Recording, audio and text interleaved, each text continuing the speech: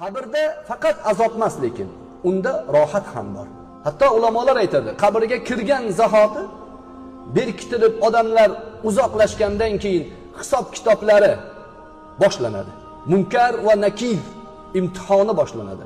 Robbing kim deb so'raydi.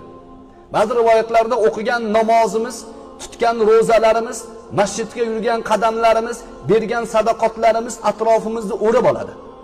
Hisob kitob uchun kelayotgan farishtalarga namoz ro'baro keladi. Buni hisob qila olmaysan deydi. To'sadi. Azob farishtalariga ya'ni ro'zamiz muqobil, sadaqamiz muqobil, miskindan xabar olganlarimiz muqobil bo'ladi, to'sadi. Lekin asl savol javoblar Robbing kim bilan boshlanadi. Robbim Alloh desangiz, payg'ambaring kim? Ba'zi rivoyatlarda payg'ambar alayhissalatu vassalomni ko'rsatadi. Bu kishini taniysanmi deydi. Ha, bu kishi Allohning rasuli, men bu zotga iymon keltirganman desa, dining nima? Islom desa, najot topadi. Jannatdan bir daraja